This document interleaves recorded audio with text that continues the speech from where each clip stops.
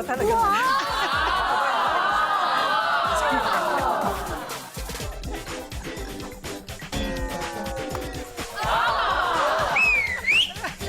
Start pa na, sayaw na. Meron pang dila, eh. Meron pa talagang tao. Direktor na utang. Direktor na utang. May ayaw ng bahay. Ang rampahan. Okay, tapos Yes. na ang rampahan. Thank you very much. Until the next episode. Loko lang po. Nagsisimula pa lamang po kami sa ating chikahan, tawanan, impormasyon at syempre ang inyong katutuwaan. Dito pa rin sa TikToks. Ang pag-uusapan natin ngayong gabi, sino ba naman dito ang walang stress? Ay.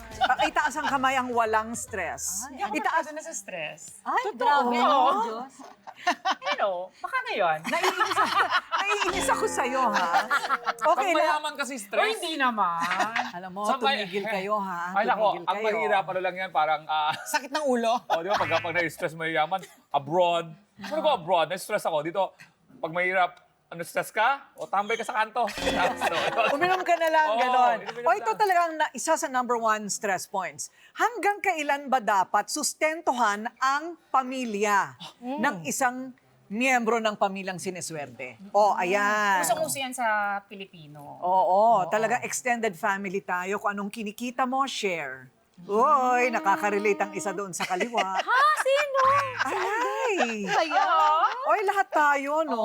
Lahat tayo. I-clarify natin, yung sustento ng mga magulang sa anak or yung anak sa magulang or doesn't matter? Lahat. Anak sa Lahat. magulang. Anak sa Anak sa magulang magulang. at magulang sa anak. Hanggang kailan? Kung minsan 50 anyos na yung anak, sinusustentuhan pa ng magulang. Swerte naman yun. Hanggang kaapu-apuhan, paaaralin pa nung lola. Ano ba? Hindi ba? Diyan, Oo. diyan kasi pumapasok yung yung pagiging close ng mga Family. Pilipino sa family. Close family Diba? Rise. Kahit na may asawa na yung anak mo, nakatira pa sa iyo, Oo. i-adjust mo isang kwarto para i-welcome yung...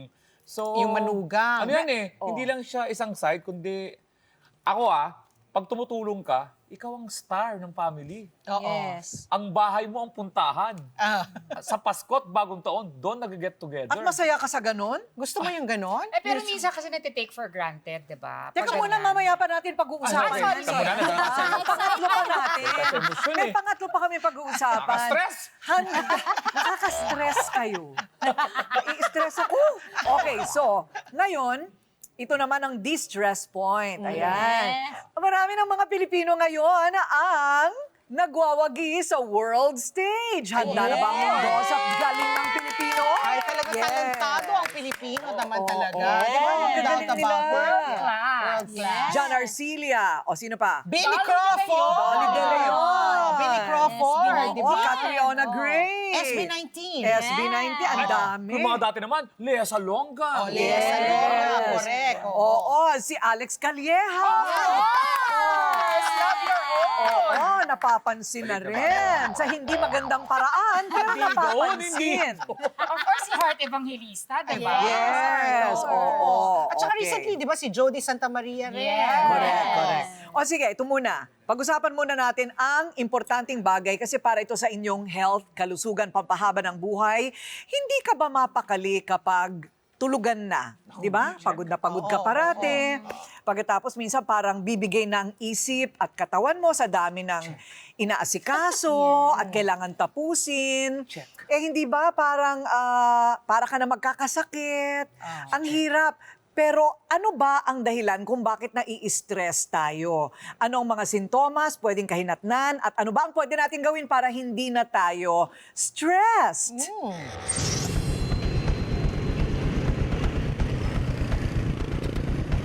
Lagi ka bang nababadtrip sa kalsada kahit wala namang traffic? Sa tubig. Naiinis tuwing nagbabudget ng gastusin sa bahay? O tensyonado kapag nakikita ang boss mo? Aba, stress daw yan na reaksyon ng ating katawan sa lahat ng nararanasang pressure sa isang sitwasyon. Yung stress is yung response ng body natin.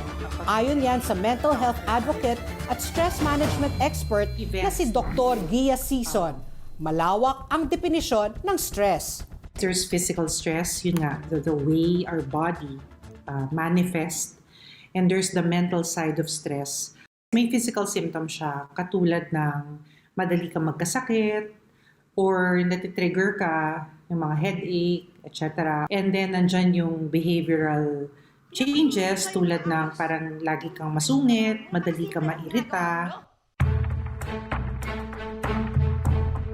Kapag panandalian lang, tinatawag itong acute stress. Chronic stress naman kapag pagmatagalan, na madalas ay dulot ng problema sa pera, pamilya at trabaho.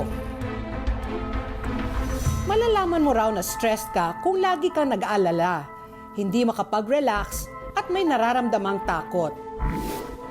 Mayroon pang ang hirap huminga at hindi makatulog. Sa mga babae, pwede rin maapektuhan ang buwan ng dalaw. Ang ilan sa atin na ilalabas ang stress sa pamamagitan ng pag-inom ng alak at paninigarilyo. Meron din naman nagsistress eating. Kung hindi matutugunan, pwede itong mas makasama sa katawan.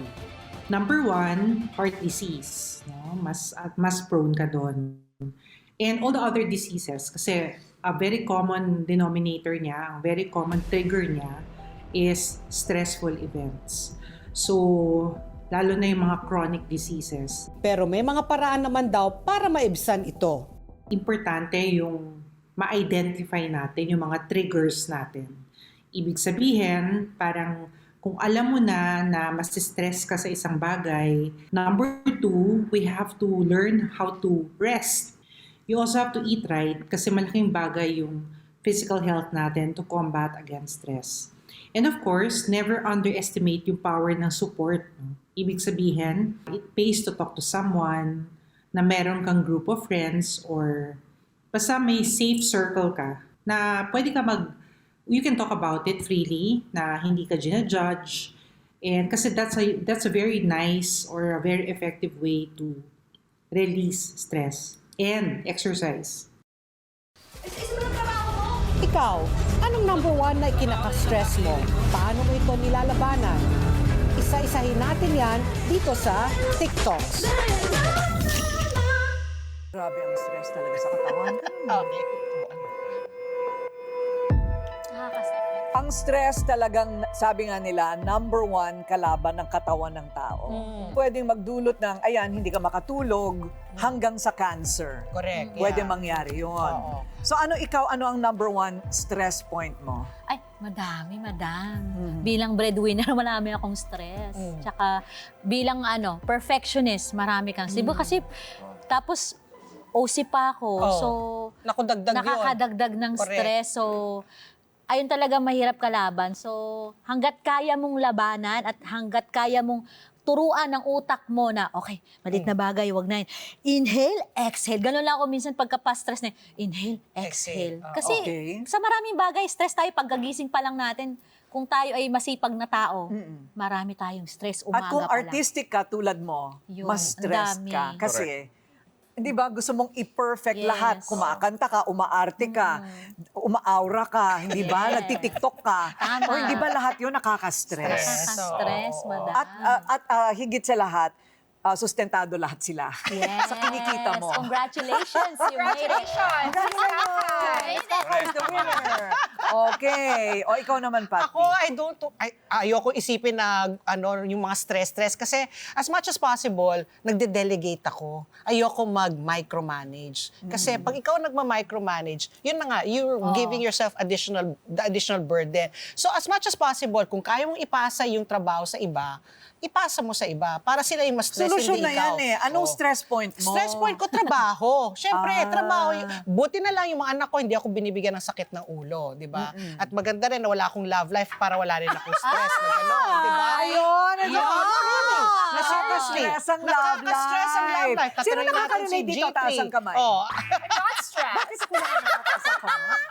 Silang ba stress sa'yo? Oo, di ba? Kaya nga, yun na nga sa akin, di ba? Silang Ipasa ma-stress ko yung stress nga sa iba. Pero yung mga nakaka-stress lang sa akin, trabaho. O stress point ko, ano Mo. sila? Yung hindi ginagawa ang trabaho ng tama. Ayun. Mahirap pag boss ka. Ha? Yes. Oh, so I think that's kind of self-inflicted. If you want to be the boss, then you should absorb the stress. Oo. Okay, pangalawa, ano pa ba ang stress? Yung mga humihingi ng tulong. Umuutang? Hindi, alam mo kung bakit? Hindi ako makahindi. Oo. Magbibigay ka ng tulong in any way, kaya lang stressed ka pa rin, di Oo, ba? syempre. Stress ka Oo. sa mga pagkukolekta. Hindi ako nang pag binigay ko wala nang So ikaw, pag alam may na lumapit natin. sa'yo, umuutang, alam mong hindi na magbabayad yon, hindi ka na hindi ka na mag-exert ng effort para mangolekta. Hindi, pag nangutang, pwede Oo. namang inut-inut yung bayad lalo empleyado, di ba? Oo, inut-inut. Parte nun, donasyon mo na. Okay, Lalo kung oo. may sakit, ang nanay. Oo. O kalahati, donasyon ko na yan. Ito, inut-inut yan. Hindi mo na mararamdamang bumalik sa'yo May yun. may magbabayad na sana ngayon kay Totoo yan. Ate ko rin sabi niya, ay, Inutin pwede ko. naman pala. Cash na yung dala ngayon. Hindi mo naghihintay, umalis eh. Sabi niya, Ay, totoo yan. Sa ating mga Pilipino, totoo yan. Kasi, minsan kasi, ang nakaka-stress pa, yung umutang. Kasi parang ikaw pa yung lagi nahihiyang maningil. Totoo Maningil. yun. Kaya nga, So, that's what I was nai-stress asking ka. nga. Siya, Oo. printing-prente, di ba? Oo. Bigla nagka-Alzheimer's, di ba? Nakalimutan Yes, malaking stress utang. yun. Oo, malaking stress. O, pangatlo. Social media. Stress point ko yan. Siyempre, really? kailangan. Oo. O, hindi ba? O, G3. Ako hindi. Kailangan mag-post. Oo. Kailangan everyday. Kailangan- Strong Oo. presence. Kailangan araw-araw iba ka date. Nakaka-stress yun. Kung pareho yung ka-date, parang mabobore yung followers yun? mo. Kailangan araw-araw iba. Social Ito ko wala na media. mag-ask out. No, really, for a lot of people, and even in research, ang social media really brought up the stress and Yes. mental health problems of people. May nagsusuicide dahil dyan. dapat. Wow. Yes. oo. Acceptance. Diyan natin ginigauge yung ano eh. Yung acceptance ating- mo. kasi kata- Validation kasi siya. Yes. Validation. Correct. Yes. Oh, stress naman ng Oo, G3. ikaw G3. Ako, to be Hindi, honest, wala siyang stress. Wala akong masyadong stress factors. Unang-una sa lahat, masaya yung pamilya ko. So very thankful ako na happy family ako. Yung trabaho ko, na-enjoy ko. I get to do what I love. Kaya ko magsulat every day. So doon ko siya nare-release. Parang pag iniisip ko ngayon, ano ba yung mga stress factors ko? Nasa-stress ako pag the only time I feel stressed, Pag hindi pantay ang kilay. pag hindi ko tayo kilay. Pag nasa traffic ako, hate na hate ko yung nasasayang yung oras ko. Oo, Parang ganon, pag idle yung time, doon ako nasa-stress. Nararamdaman ko talaga siya, umiinit yung ulo ko. Tapos parang nag-iibang klaseng tao ako pag nasa traffic ako. Kasi hindi productive. Hindi ka kasi productive. So yun. So yun lang yung pinaka-stressful for me. Pag Bakit nasa parang ako traffic yung pinakamaraming stress? Ang daya. Yeah. Wait. Okay. Pero bago ko sagutin yan, gusto ko unang i-share yung sinabi ng nanay ko na 93 years old na. Ay, congrats to Ang wow. nanay ko, ang kumakain ng baboy yun. Yung taba ng baboy, kumakain siya. Ang sabi niya sa akin, ang sekreto lang dito, kumain kang masaya. Maraming namamatay kasi kumakain na nga ng masama, nai-stress pa doon sa iniisip na pagkain. Kain ka lang ng kain, Huwag ang mong makakamatay isipin. sa'yo, stress. Sa kayang stress, sabi ng nanay ko, nung 70s, 60s, wala naman yan. Habang nagpapadali kayo ng buhay, yung mabilis yung buhay, Yes. lalong tumaas yung stress. Dati, bukid, Oo. Yes. walang traffic. Walang cellphone. Habang pinabibilis nyo, pinapagaan nyo raw. Oo, Habang ang buhay. dumadami yung mga imbensyon ng pagpapagaan para mapadali ang buhay, lalong dumami ang stress. Oo. Tama. Bakit? Sabi niya, pag sumulat ka't galit ka, letter yon. Oo. Yung Snail ihuhulog mail. mo papunta ka dun sa Cartel, sa post office. Nagbabago na yung isip mo, pero nailabas mo na yung galit mo, pupunitin mo na lang siya at hindi na makakarating doon sa... Dito, pag mait ka, social media, pakpalitan ko ngayon. Ayun. It's a necessary evil. Okay, Yung- so how do you de-stress? Pag gano'n naman tayo, how do you de-stress? Maniwala kayo sa hindi. Ang ginagawa ko, nagme-meditate ako. Oh, kaya mo yun? Oo, nag-ano ko yung, may app kasi na yung re-repeat mo. Ang ginawa ko, nag-2-in-1 ako. Meaning, napansin ko yung mga meditation app na paulit-ulit lang na, I will breathe. Ang ginawa ko, sinabayan ko ng rosary. Pag rosary ko, baka Prayer and double purpose. meditation. Habang nagde-distress ako, nag-pray na rin ako. O di, nakakarating tama. pa. Huwag ka maniwala sa hindi Oo. naging effective siya. Prayer and wow. meditation. Prayer Oo. talaga. And Na hindi turo ng sa akin lang. Tapos ulit-ulit Ikaw. ako. Yeah. I guess that's what hindi rin ako masyadong nasa-stress. Every morning, pagising ko, syempre magbabanyo ako and then mag-daily devotional ako. So that's my, tapos isang worship song and then I start na my Kumakanta day. ka talaga? Yeah, pinapakinggan ko na. okay. One worship song a day. So babasahin ko muna yung devotional ko, tapos worship song, tapos I can start my day na. Tapos pag gabi, meron din akong devotional at night. Para bookends ko yun ng araw ko. Buti sila talaga morning and night lang. Ako buong araw ang stress ko eh. So ako, okay naman ang Panginoon, magdasal, meditation. Scientifically, merong formula. It's called 4-2-8. Okay. Inhale through the nose. 1, 2, 3, 4. Oh, Okay. okay. Hold your breath 2 seconds. And slowly, 8 counts. Exhale through the mouth. Madi-distress ka. Ay, nako, ang galing sa akin. Lahat ng anxiety attack ko nawawala. Okay. Yes. Breathing. Breathing exercise. Oh, meditation. Tapos, yun naman ang technique. O, yun lang, i-share ko lang yun. Ako naman, I like to get a massage. Massage kasi sa akin na-notice ko. Lalaki babaeng nagmamasahe? Babae. Hindi, na-notice ko, tumitigas talaga dito yung tsaka sinasabi nila, dito, bakit? It's true, di ba ito yung stress points ko? Ano may stress point din ako, halika. Hindi kasi yung stress. And then, every morning, I Every walk. morning nga. Alam mo? Ang titigas ang mga mukha nyo. But seriously, I try to get a massage at least once a week, weekend. Kasi yun talaga, dun ako nare-relax. Tapos, sa umaga, naglalakad ako, nagpa-5 rounds ako dun sa studio namin. Para dun ako, pinapa-clear ko yung mind ko, iniisip ko kung anong mga gagawin ko for the day. Tapos yung mga kailangan kong mga kausapin, tawagan. So, yun, nakaka-clear sa akin yung paglakad. Ako naman. Exercise. Ako naman, pagka hindi ko na kaya yung stress, yung talagang iiyak na ako, sobrang nag-anxiety na ako. Meron akong isang song na Yan, pinapakinggan. ako, kanta. Yung Oceans. Oceans I love that kasi. song!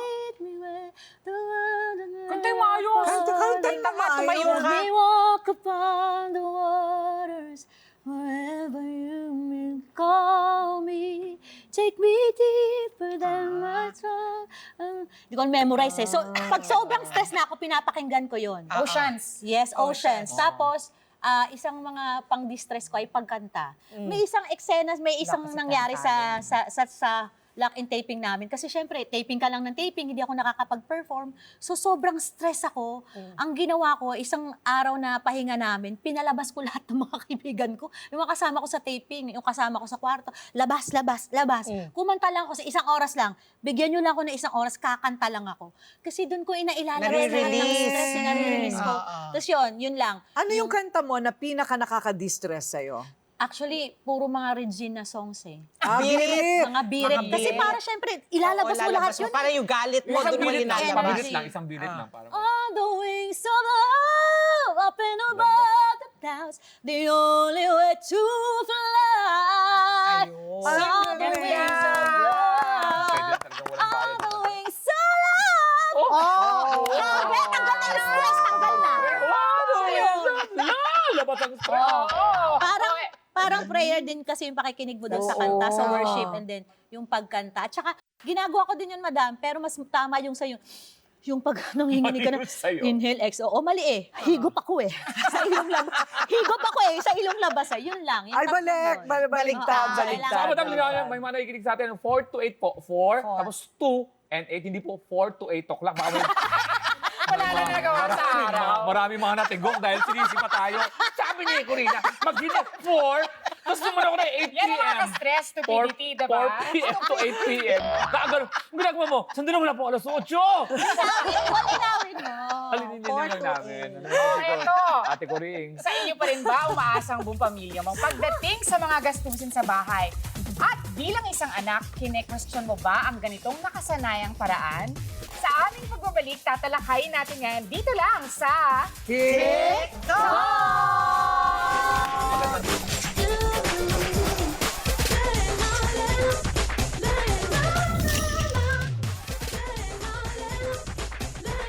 Hanggang sa ngayon, marami pa rin sa atin ng obligadong nagbibigay sa magulang at nag-aabot ng pera sa mga kapatid natin. Minsan nga daw, isusubo mo na lang, ibibigay mo pa sa kanila. Ang tanong, kailan kaya ito matatapos? May hangganan ba ang pagsusustento? Panoorin natin to! What's up sa inyo mga katubig? Asia is back with another vlog. And Nag-viral kamakailan sa social media ang esports player na si John Salonga na mas kilala bilang CH2WO. Pero hindi dahil sa kanyang galing sa online games, kundi sa usaping sustento sa pamilya na pinost ng kanyang nanay sa Facebook.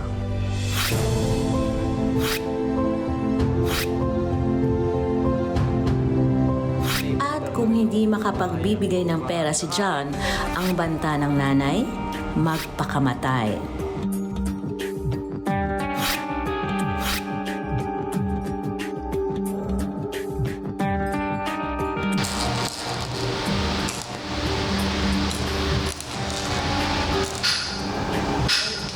Ay, boss, hindi naman pala yung sahod ko. Ay, oo nga pala. Ito pala yung sweldo mo. Ay, thank you po. Isa lang siya sa mga Pinoy na tila nagbabayad ng utang sa kanilang mga magulang kapag nagkaroon na sila ng hanap buhay. Tulad ni Ina Remo na galing sa isang broken family. When it comes kapag sa work kasi, si mama medyo nagiging tagilid na rin sa work. And then, umabot ako sa point na nagdalawang trabaho, 7 days a week, para lang may raos.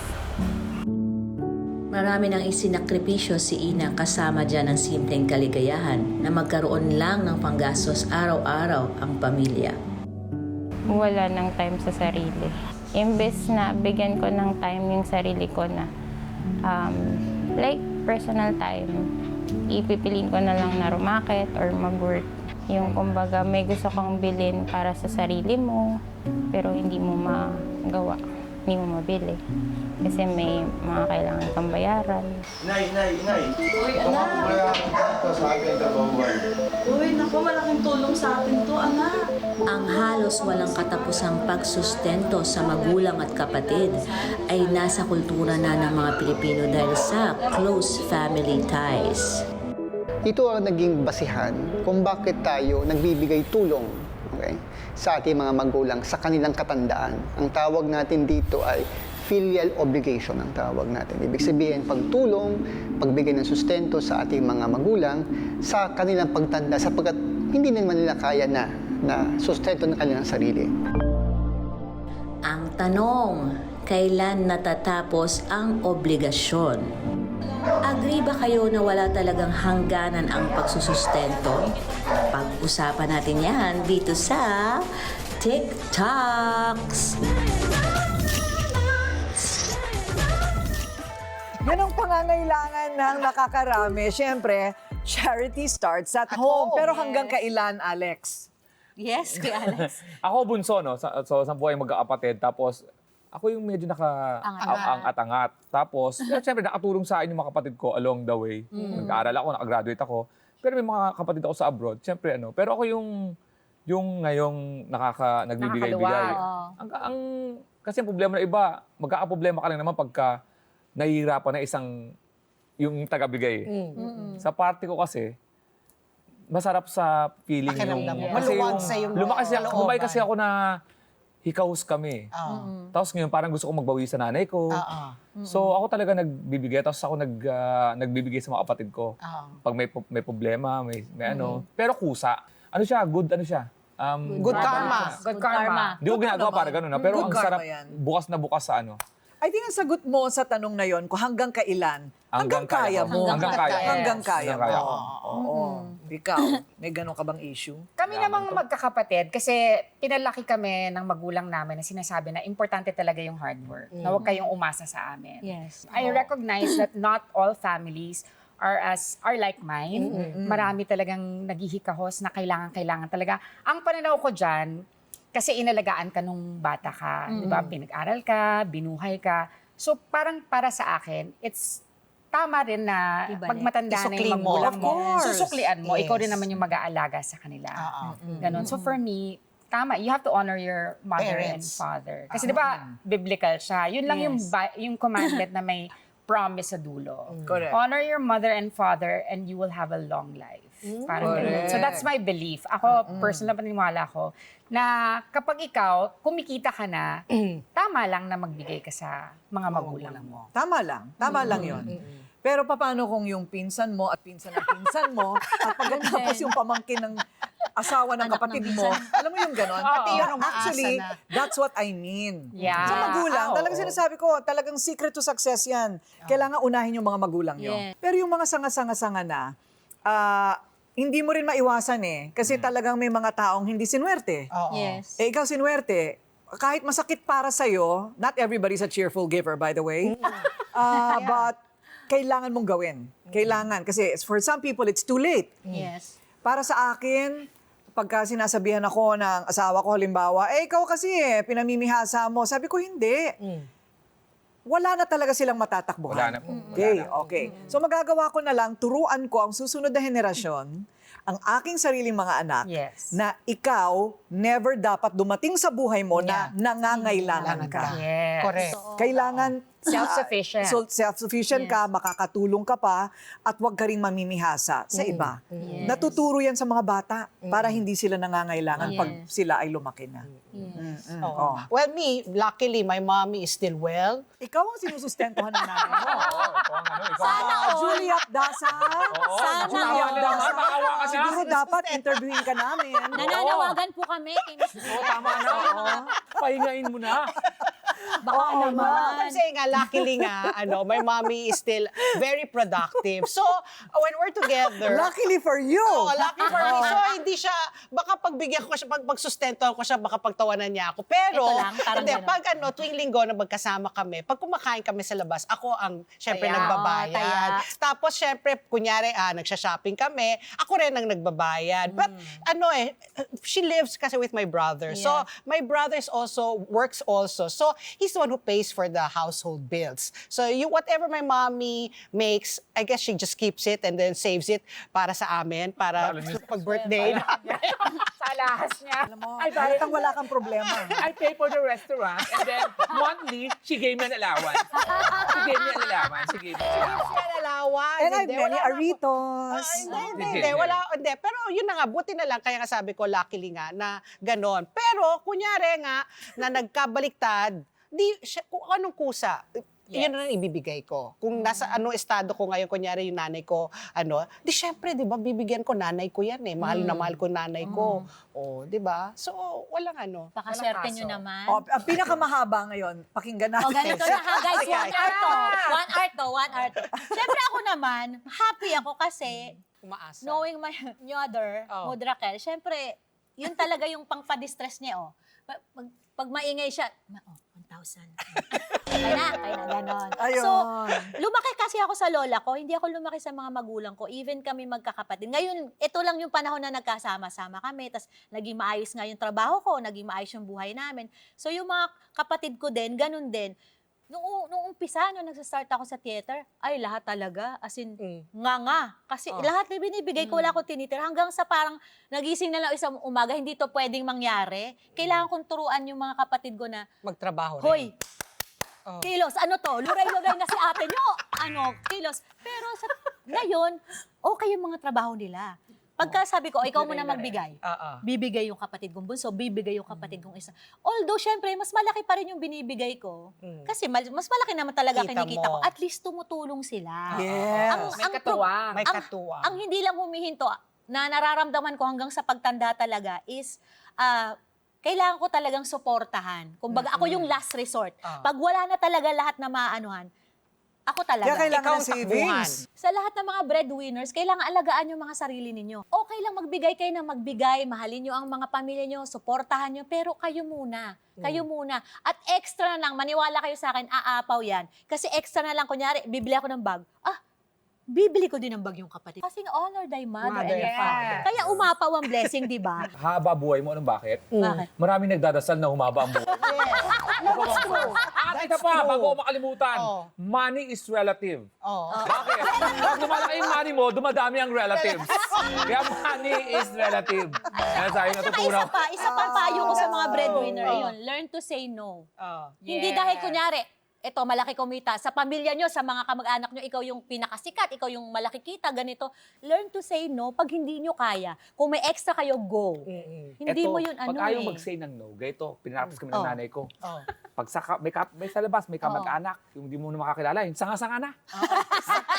Ito ginagawa. May ano yun eh. Parang metastasis. Army, parating na si Chaselia. Layo na nun. Pinsan ang pinsan. Papatayin yung ilaw, tapos gagano kami ng dinte. Bababa kami sa... Walang gagalaw nun. Ang galing. Nasanay kami doon. Patay ang ilaw, walang tao. Ay, pero ngayon, hindi na ngayon ganyan. Hindi na sila pumupunta, di ba? Nagte-text. Gcash nga, imayan nyo na lang. Ay, nako. Tatlong bagay ang narinig ko dito. Una, mahalin nyo ang inyong sarili. That's number one. Number two, kailangan bigyan ng magulang. Everybody else, hanggang kaya nyo lang. Na-stress ako sa kunento ni Kakay at na-stress din ako sa kunento ko. Kaya awat mo tayo sa stress. Ito, hindi kayo may stress sa balitang ito, ha? Dahil ang idol nating Pinoy artist mula sa musika at pelikula, kinikilala na sa buong mundo. Hanek, wow! Pag-uusapan na isa sa gumalit ng TikTok!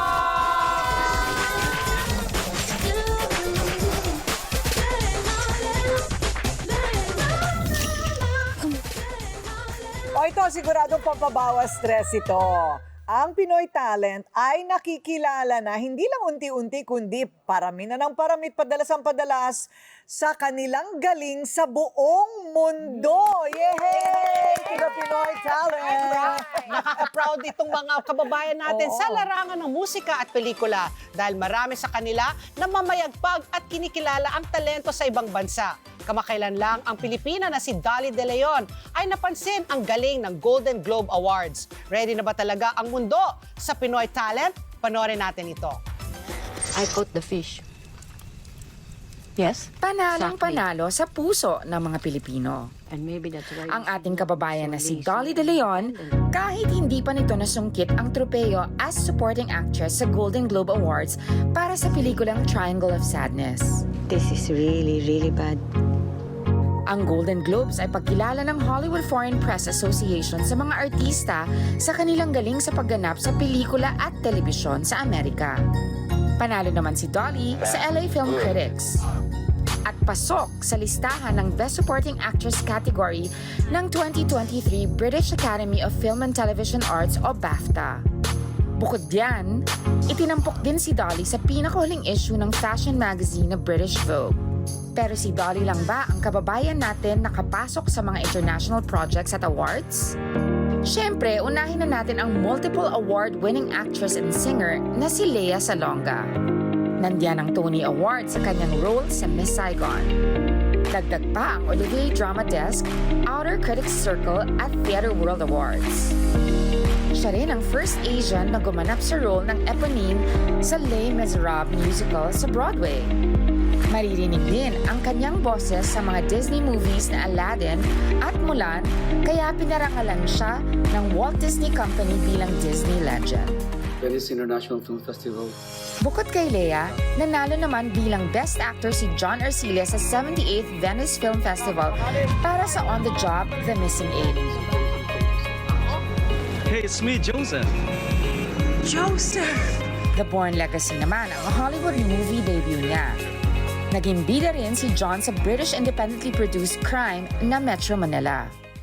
Ang aktor na si Mon Confiado, gumanap naman bilang isang pulis sa South Korean action comedy flick na The Golden Holiday.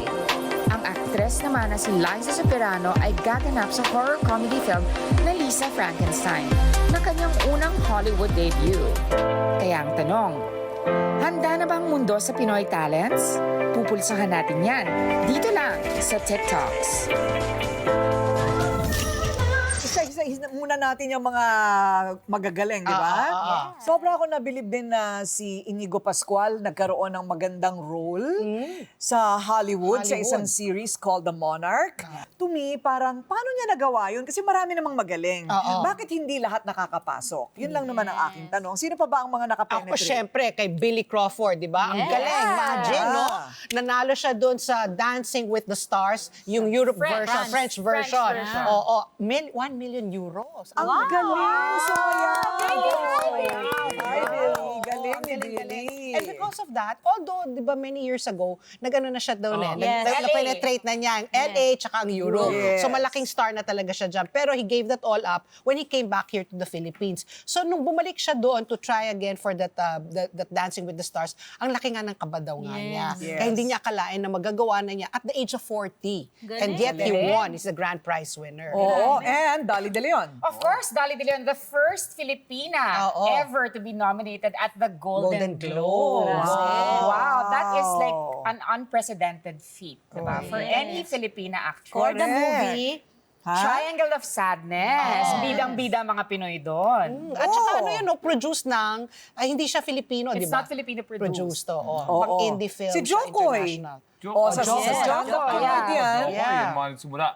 Nag-ano lang siya, nag-guest lang siya sa isang night, parang night show. Yung mga late night. Tapos nakilala siya, meron siyang flag ng Pilipinas. Tapos nag-perform siya, tapos naano siya sa Netflix ngayon. Siya yung nagre-represent natin. Nakakatawa kasi yung content niya, parati yung nanay niya. sobrang nakaka-relate din yung mga Pilipino. Si Joseph. Ikaw, yung Siyempre, SB19. Ayan. Nag-dominate sila sa Billboard, di ba? Oo, na-dislodge nila yung BTS, di ba? Yes. Totoo ba yan? Yes. Mas nakilala na sila sa iba-ibang bansa, hindi lang dito sa Asia and the Philippines. Alam mo kung bakit? Ang ganda ng mga songs nila. Yes. Very emotional, very relatable. Parang yung Mapa, favorite song ko ng SB19, Oh my God, Mapa, nakakaiyak. Mama at Papa. Kanta nila. Parang yung pinag-usapan natin earlier. Parang Mapa, ako naman ngayon. Yun yung message. And tsaka yung mga kanta nila, nagsasalita siya tungkol sa kultura nating mga Pilipino. Like yung Manananggal.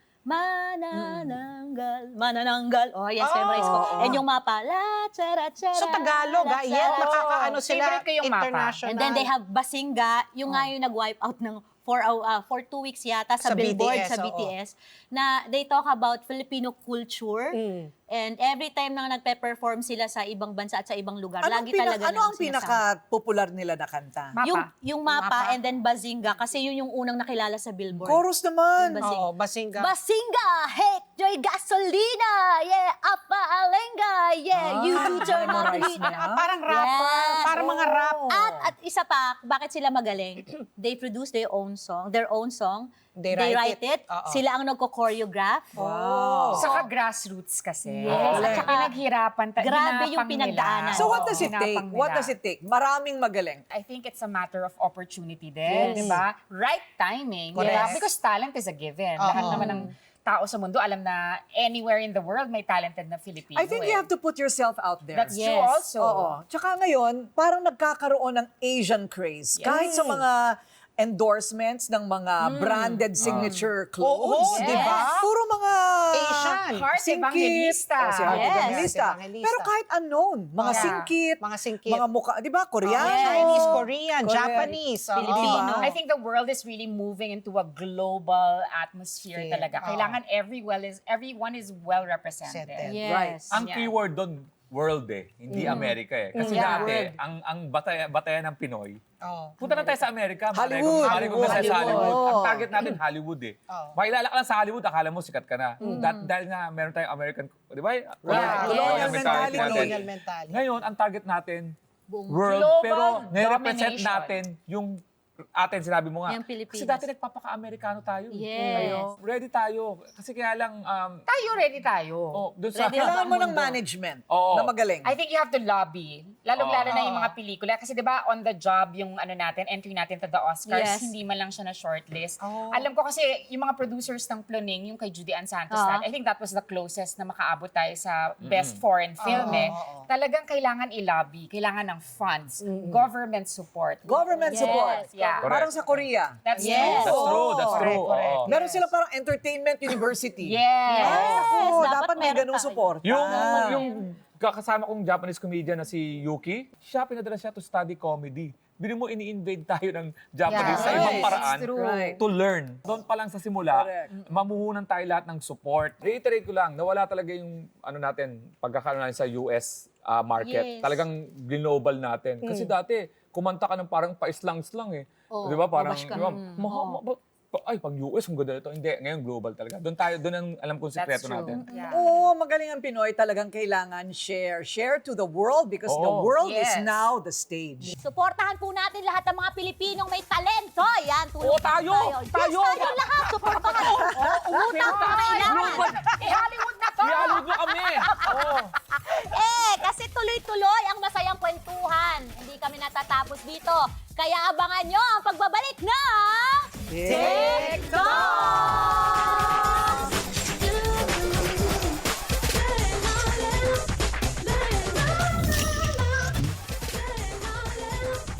And speaking of Filipino ingenuity, yung galing ng Pilipino, hoy ha, excuse me, yung inuupuan ninyo ngayon, gawa ng Pinoy yan. Naku, Ayan, kaya ayan, pala ayan. napaka-komportable. From Home Sweet, Napakaganda. thank you very much, Home Sweet. Home Sweet. Inuuwi ito ni Alex at saka ni Kakay, ginagawang higaan, binabalik na lang pag-taping.